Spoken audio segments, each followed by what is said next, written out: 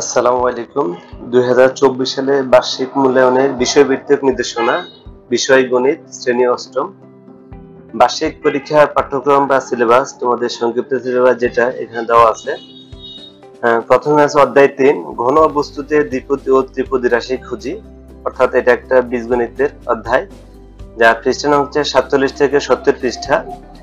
এরপর হচ্ছে ক্ষুদ্র সঞ্চয়ে ভবিষ্যৎ গড়ি, এটা হচ্ছে 71 থেকে 92 পৃষ্ঠা। এটা হচ্ছে তোমাদের মুনাফা জাতীয় যে অঙ্কগুলো আছে এই অধ্যায়ে আছে। তারপর হচ্ছে অবস্থান মানচিত্রে স্থানাঙ্ক জ্যামিতি। তারপর হচ্ছে অবস্থান মানচিত্রে স্থানাঙ্ক জ্যামিতি 125 থেকে 146 পৃষ্ঠা। এরপর তোমাদের অধ্যায় 7, বৃত্তের খুঁটিনাটি 147 থেকে 180 পৃষ্ঠা। এরপর হচ্ছে তোমাদের বাইনারি সংখ্যা পদ্ধতি 189 থেকে 206 পৃষ্ঠা।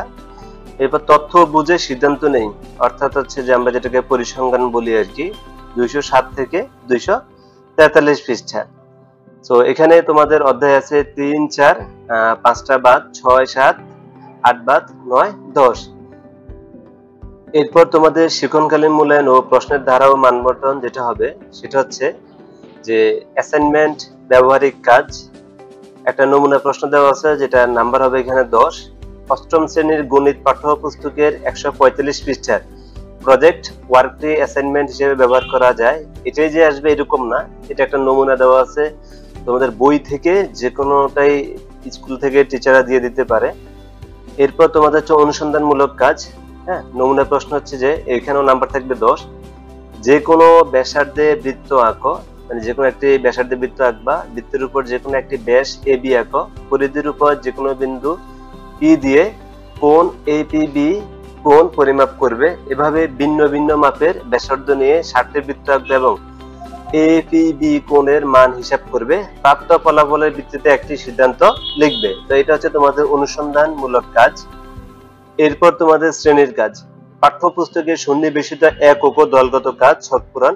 এটা অর্থাৎ তোমাদের যে একক কাজগুলো আছে, দলগত কাজ আছে, এবং বইতে যে ছক পূরণ গুলো আছে এগুলো যদি সঠিকভাবে করো তাহলে নাম্বার পাবা কত? 10। তো নমুনা প্রশ্ন এখানে একটা দেওয়া আছে যে অষ্টম শ্রেণীর গণিত পাঠ্যপুস্তকের 64 পৃষ্ঠার একক কাজটি শ্রেণীর কাজ হিসেবে ব্যবহার করো। তো টোটাল হচ্ছে তোমাদের এখানে কত নাম্বার? 30 নাম্বার। তোমার অ্যাসাইনমেন্টে 10, অনুসন্ধানমূলকে 10 এবং শ্রেণীর কাজ হচ্ছে 10, টোটাল হচ্ছে তোমাদের 30। এরপর এখানে তোমাদের সামষ্টিক মূল্যায়ন ও প্রশ্নের ধারা মানবন্টন দেওয়া আছে। তোমাদের অভিক্ষা ধরনভাবে লিখিত, তার মানে অর্থাৎ তোমাদের লিখতে হবে সম্পূর্ণ। 15 নম্বর থাকবে হচ্ছে 100, সময় থাকবে হচ্ছে 3 ঘন্টা। তো এখানে 90টি প্রশ্ন থাকবে তোমাদের। এই 90টি প্রশ্ন বলতে আমরা এখানে দুইটা আইটেম বুঝি, একটা হচ্ছে বহু নির্বাচনী প্রশ্ন বা আমরা এটাকে সঠিক উত্তর বলতে পারি, এবার এক কথায় প্রকাশ।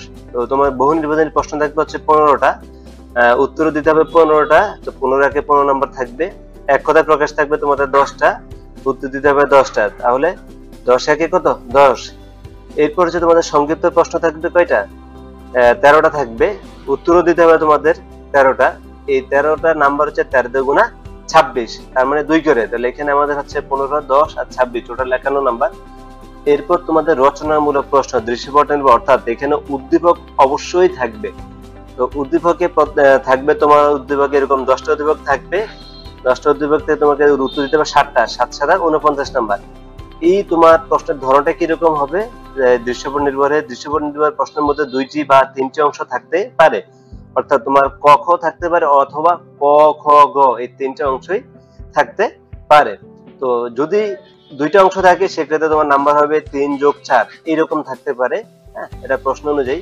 এবং যদি তোমার 3টে অংশ থাকে সেক্ষেত্রে তোমার নাম্বার হবে 1 যোগ 2 যোগ 4 বা 2 যোগ 2 যোগ 3 অথবা 1 যোগ 3 যোগ 3 হতে পারে, অর্থাৎ সবগুলো নাম্বারই 7।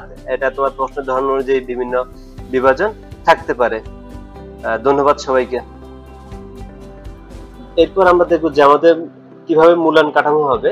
শিক্ষণকালীন মূল্যায়ন হবে আমাদের 30%, সামষ্টিক হবে 70%। অর্থাৎ তোমরা 100 মার্কের পরীক্ষা দিবা, কিন্তু এই নাম্বারটা হচ্ছে 70% তোমাদের কনভার্ট করা হবে। তার মানে তুমি যদি 100 পাও তুমি নাম্বার পাবে 70, তুমি যদি 90 পাও থেকে 70% কনভার্ট করে যে নাম্বারটা হবে সেই নাম্বারটা এখানে যোগ হবে। ধরো 70%, তুমি একটা সাবজেক্টে 90 পেয়েছো, 90 কে যদি আমরা 70% কনভার্ট করি তাহলে হবে 63 নাম্বার। হ্যাঁ, এইভাবে তুমি যদি 50 পাও তাহলে এটা কনভার্ট হয়ে যাবে 35 নম্বরে। আর এখানে যে 30% আছে এই 30%-এ তুমি যত নাম্বার পাবা 10 পেলে ওই নাম্বারের সাথে যোগ হবে, 70% নাম্বারের সাথে যোগ হবে, 20 পেলে তাও যোগ হবে। ধরো তুমি সামষ্টিকের 70%-এ তুমি 90 নম্বরে 63 পেয়েছ, আর ধরো সেগুনকালীনে তুমি 25 পেয়েছো, তাহলে 63 আর 25 যোগ করলে কত হয়? তোমার 88 হয়, অর্থাৎ তুমি A+ পাবা। এরপর এখানে তোমাদের সামষ্টিক মূল্যায়ন ও প্রশ্নের ধারা মান বন্টন দেওয়া আছে। তোমাদের অভিক্ষা ধরন হবে লিখিত, তার মানে অর্থাৎ তোমাদের লিখতে হবে সম্পূর্ণ। কোন নম্বর থাকবে হচ্ছে 100, সময় থাকবে হচ্ছে 3 ঘন্টা। তো এখানে নৈর্ব্যক্তিক প্রশ্ন থাকবে তোমাদের। এই নৈর্ব্যক্তিক প্রশ্ন বলতে আমরা এখানে দুইটা আইটেম বুঝি, একটা হচ্ছে বহু নির্বাচনী প্রশ্ন বা আমরা এটাকে সঠিক উত্তর বলতে পারি, এবার এক কথায় প্রকাশ। তো তোমার বহু নির্বাচনী প্রশ্ন থাকবে হচ্ছে 15টা, উত্তর দিতে হবে 15টা, তো 15 15 নম্বর থাকবে। এক কথায় প্রকাশ থাকবে তোমাদের 10টা, উত্তর দিতে হবে 10টা, তাহলে 10 একে কত? 10। এরপর হচ্ছে তোমাদের সংক্ষিপ্ত প্রশ্ন থাকবে কয়টা? 13টা থাকবে, উত্তরও দিতে হবে তোমাদের 13টা। এই 13টা নাম্বার হচ্ছে 13 দুগুণা 26, তার মানে 2 করে, তাহলে এখানে আমাদের হচ্ছে 15, 10 আর 26, টোটাল 51 নাম্বার। এরপর তোমাদের রচনামূলক প্রশ্ন, দৃশ্যপট নির্ভর, অর্থাৎ এখানে উদ্দীপক অবশ্যই থাকবে।